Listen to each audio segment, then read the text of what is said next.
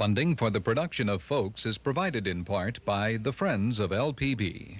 This is A.P. Tureaud. To many, he was Mr. Civil Rights here in Louisiana for nearly 50 years. Hello, everyone. I'm Rob Hinton. And I'm Genevieve Stewart. Today on Folks, a look at the late A.P. Tureaud and his fight for racial equality for all. We'll also have a report on the late Emmitt Douglas, who was head of the Louisiana NAACP for more than a decade. He reigned during the height of the civil rights movement. A look at two outstanding men who dedicated their lives to civil rights today on Folks. Everybody's just folks, just plain old folks. Everybody's just people all over the world. Folks who live, folks got to give, folks got to care, folks got to share.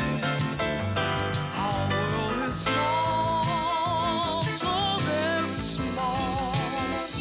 What touches one of us, who touches us all? To stay alive, just to survive, folks got to be in harmony.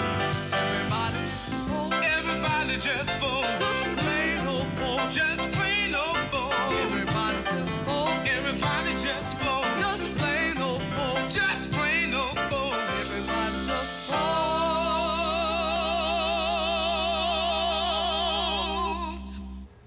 Today on Folks, we are visiting the Douglas Barber and Beauty Supply Shop in Baton Rouge. It was founded by the late Emmitt Douglas.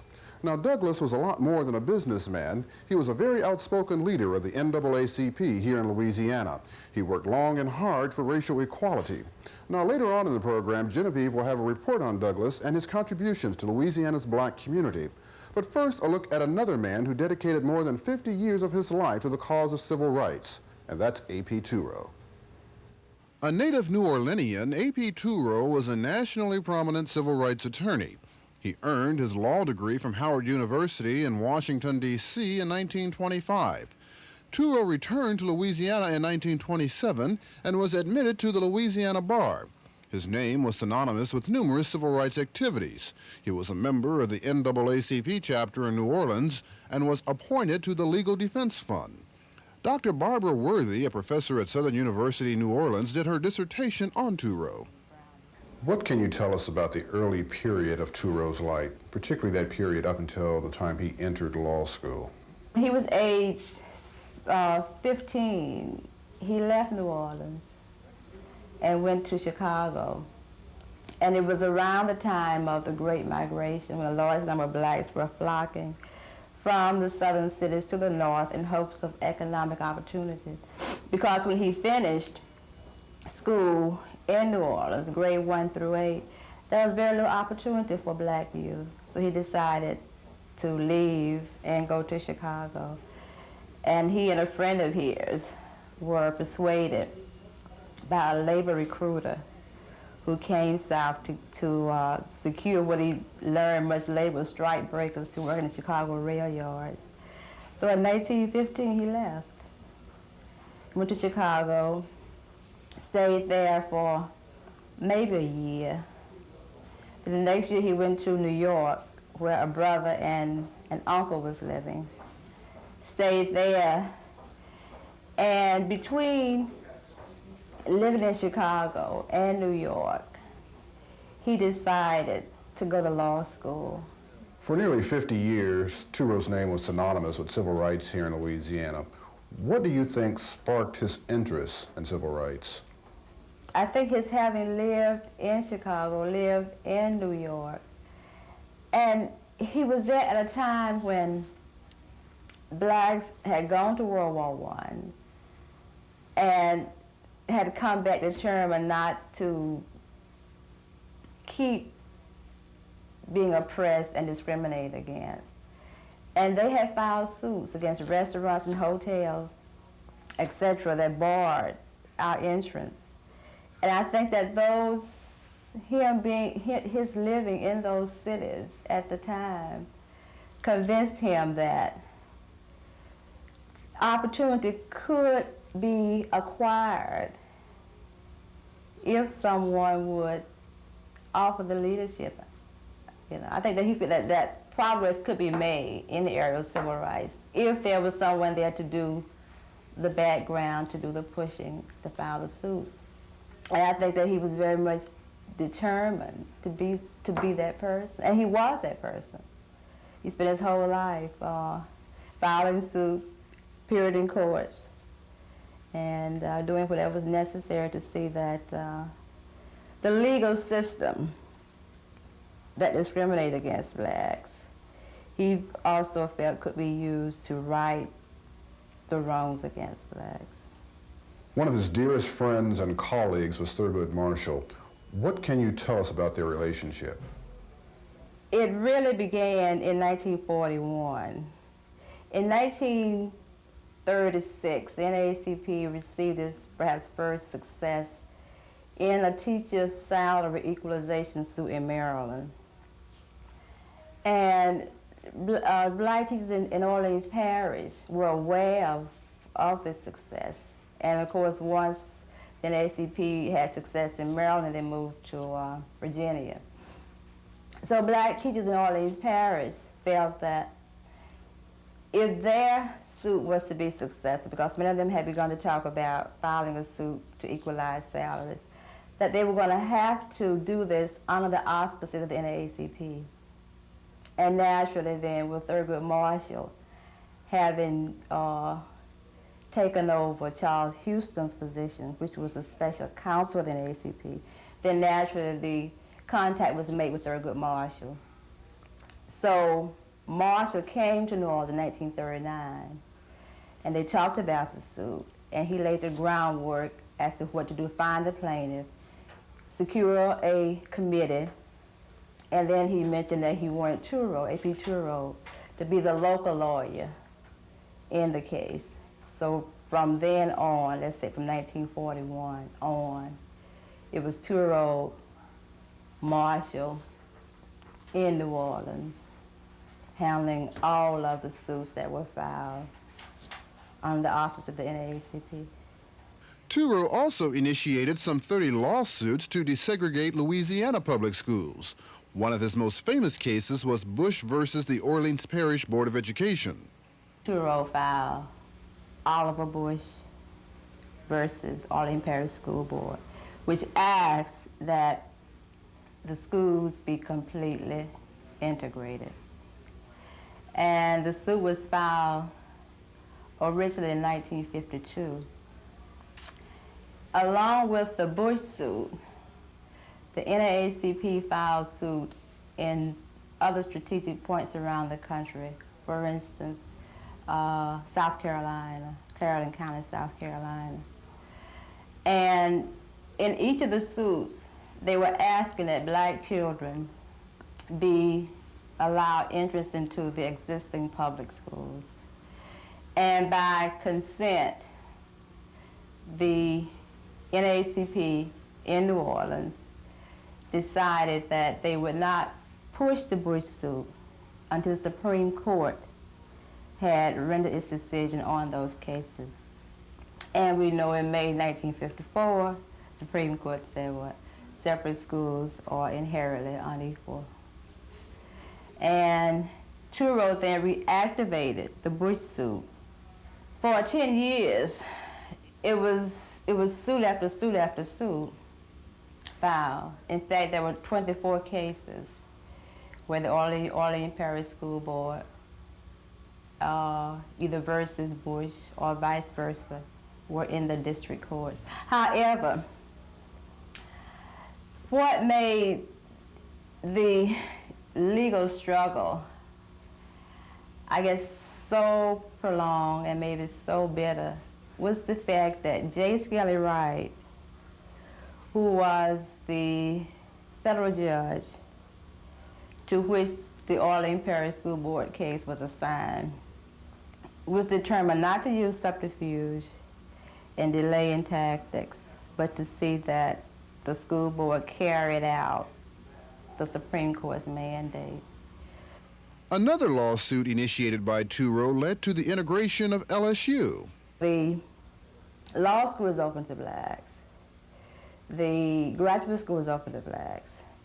And the Darrell Forster case opened up the Department of Nursing in the medical school. That was the third suit. So the only branch which was not open was the undergraduate branch.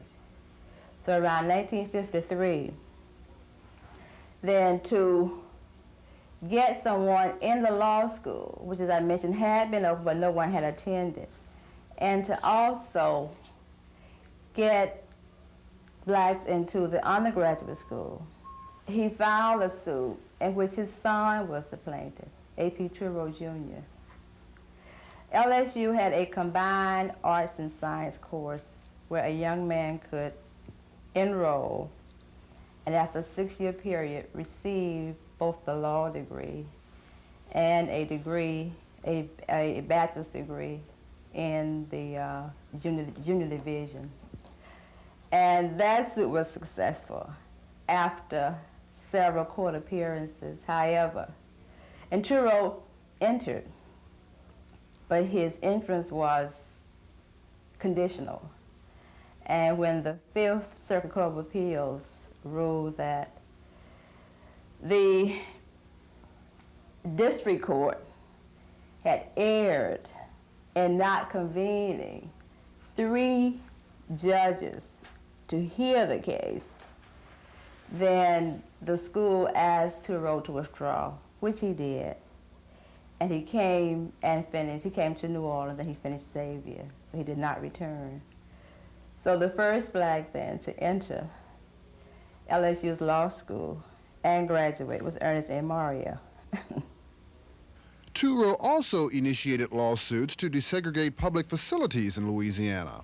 The NAACP decided that the success in the education field with using the 14th Amendment to acquire equal opportunity for blacks should also be used to acquire equal public accommodations. Therefore, then they began to, when I say they, I mean NAACP, the various lawyers throughout the country, began to institute suits asking for equal access to parks, playgrounds, the buses, bus transportation, on the basis of the 14th Amendment. And beginning in 1957, A.P. Tureaud filed suits to integrate the buses in New Orleans, Adams to integrate the buses in Orleans Parish. He moved into the parks first in New Orleans to integrate City Park. That was successful. And around the time that these successes had come about, the sit-in movement has come on the scene. And one of the, in fact, the first suit that was filed in connection with the sit-in movement was handled by A.P. Tureaud.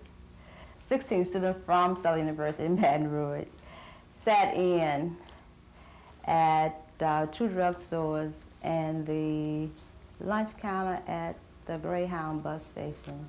They were arrested, and Tureaud and Johnny Jones handled their case.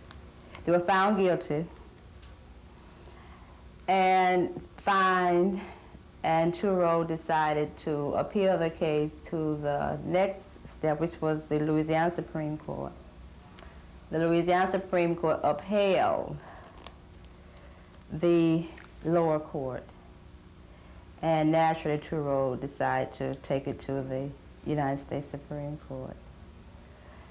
And it was here then that their convictions were overturned, which of course was very important because it allowed blacks to continue to use that as a means of gaining attention, national attention especially, to the struggle to have equal access to public accommodations. Tureaud was one of the founders of the Orleans Parish Progressive Voters League, and in 1958 he was a candidate for the U.S. House of Representatives. Tureaud was an avid fighter for human rights, and in 1981 the city of New Orleans named a street in his honor. For many years, the NAACP was outlawed in Louisiana. Its officers had to meet secretly to plan strategies in their fight for justice and equality. Many of those meetings took place here, at the business site of Emmitt Douglas. Douglas served as state president of the NAACP for 15 years. During that time, there was a great potential for violence, but Douglas never relented, and he too became known as Mr. Civil Rights. Douglas more or less saw himself as a mover and dealer in those frames. He had the ability to sit down and to talk with politicians. When he opposed somebody, he was very candid about it. He didn't make no bones about how he felt about him, if he supported him. And he had no problems in saying to a governor or a representative how he felt about the issues. But more important than that, he had the same ability to say it to black people. When he thought something was wrong, he said it, and he said it out loud. Emmitt Douglas was an organizer and a phenomenal leader. He became president of the NAACP at the strategic time of its initial organization on a statewide basis. Harvey Britton was then serving as field director for the association and recalls Douglas's appeal as a motivating force. But Emmitt not only pulled Louisiana together in terms of its NAACP units, but he pulled together a 5-state region. And he gave us, we've had representation on the national board before, but what he did to the 5 states that comprised our region, Arkansas, Texas, New Mexico, he pulled us together and had us function as a regional unit at the national conventions, dealing with issues that the national was going to take on. He took the lead, not only in the state, but also in the region. And then when he got on the national board, well, then we were just fully represented. And that to me was, I think, one of Emmitt's greatest challenges. He did a lot of things outside or with the association, but I think internally, he made a unit of the NAACP in Louisiana and gave it a recognition in Louisiana that it had not had before. In 1965 and in 1966, what was the climate like? What were the issues then? You still had the whole concept of integration in the terms of just being able to walk into a facility and participate. I remember one of the larger clubs here in Baton Rouge, or restaurants, Douglas had went in and got arrested. They wouldn't serve him. And no matter where he went with the idea that I am a free individual and I have free access to any place in this state, in this country. And he was arrested. And so we still had that going on. You still had people whose lives were being threatened. Doug had been threatened on several occasions. His family had been threatened based on his NAACP involvement. In state government, and he was really very much concerned about state government, you had a great deal of racial discrimination in state government. You had almost a total absence of blacks in any administrative kind of situation. He was very much concerned with the civil service structure and how people were promoted and even getting into the system. Many of the programs that came into being came as a result of Emmitt Douglas being able to do or say something. Most people don't know it, but I remember when Emmitt and other members of the NAACP met with the then Governor-elect Edwin Edwards to talk about setting up a consumer protection agency for the state of Louisiana. And it was a direct result of that came about. It was a direct result of Emmitt's activities as it related to John McKithen when he spoke about blacks being happy in Louisiana, that we ended up seeing some of our first black state policemen hired. We want full manhood suffrage, and we want it now. We want discrimination in public accommodations to cease. We want our children educated. We want the Constitution of the country enforced, and we shall win. Emmitt Douglas believed in those words, spoken by W.E.B. Du Bois in 1906 when the NAACP was founded. For his own statements were much the same and still relevant in the 1960s.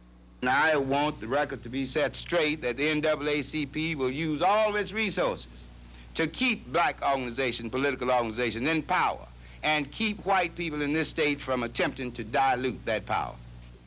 Black folks, as well as white folks, had problems with Doug sometimes just simply because of the manner in which he presented the issues to you. So you tended to agree with him or disagree with him. but you respected him. What was his greatest contribution to the NAACP? I think Doug fought to make individual blacks in particular look at themselves in terms of what they could achieve in government.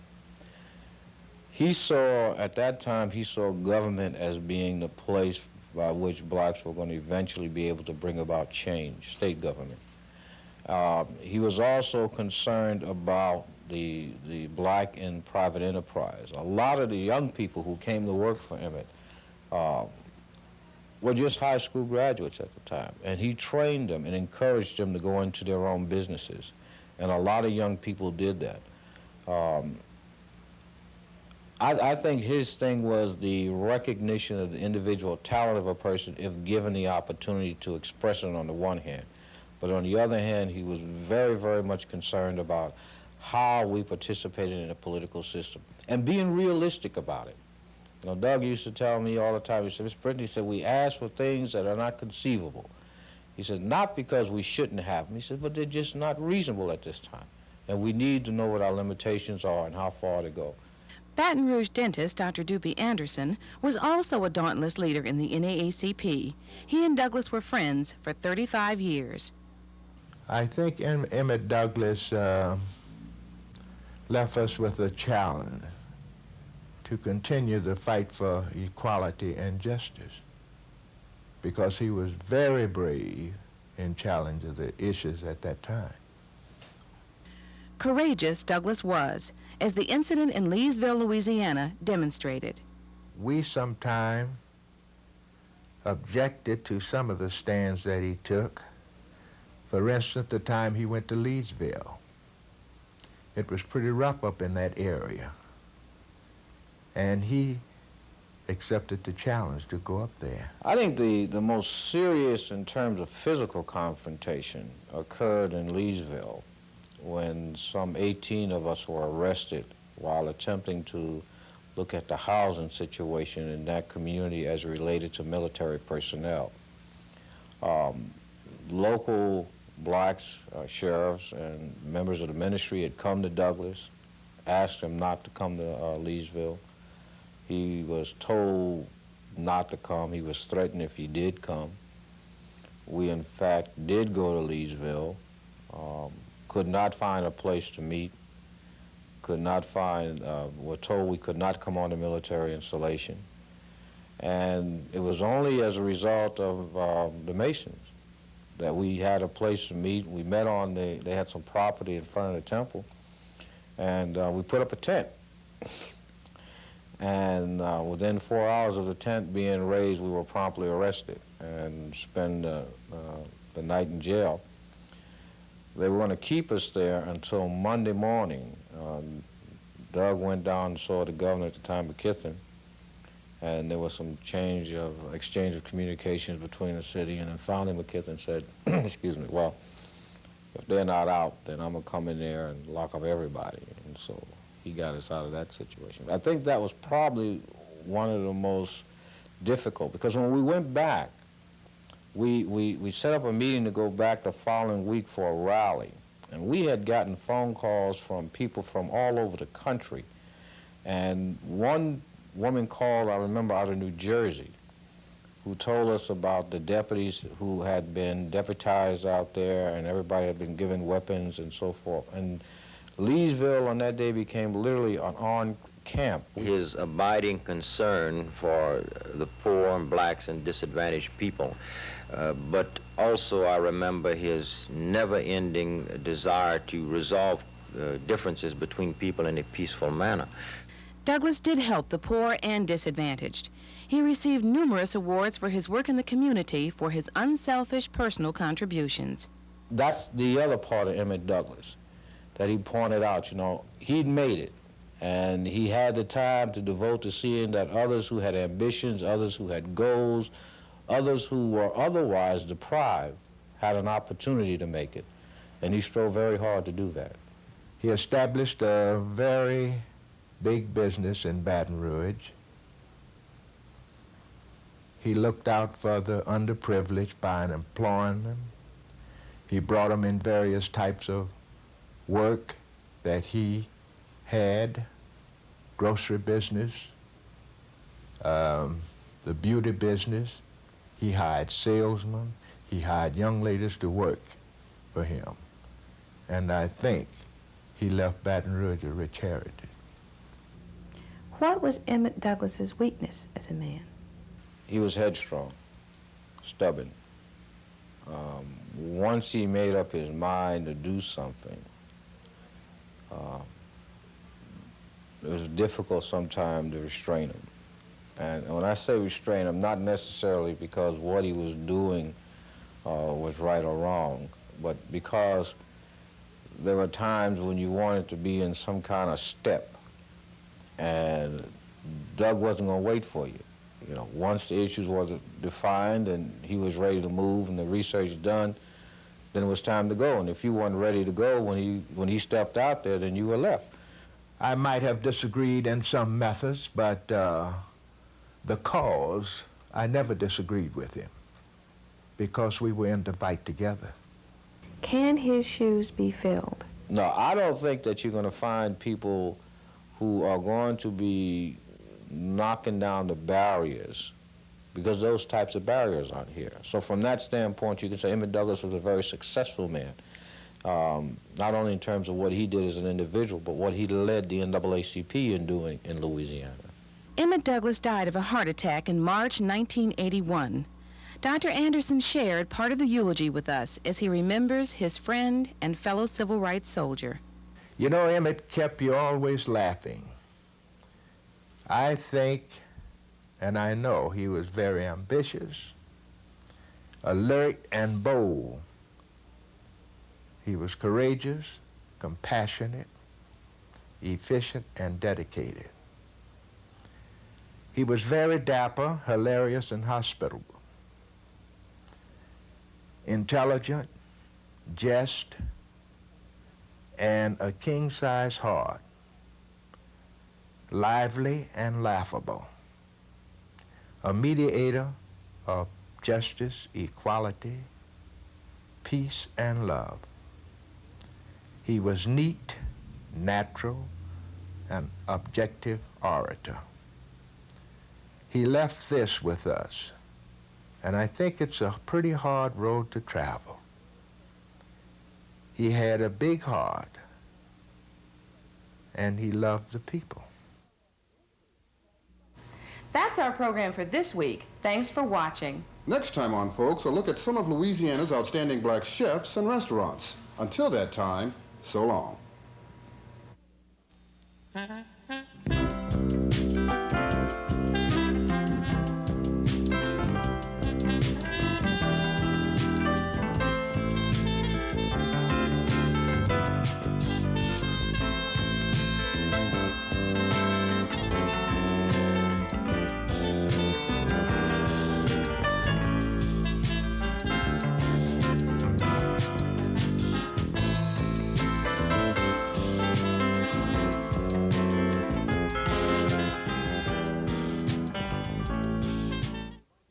Funding for the production of Folks is provided in part by the Friends of LPB.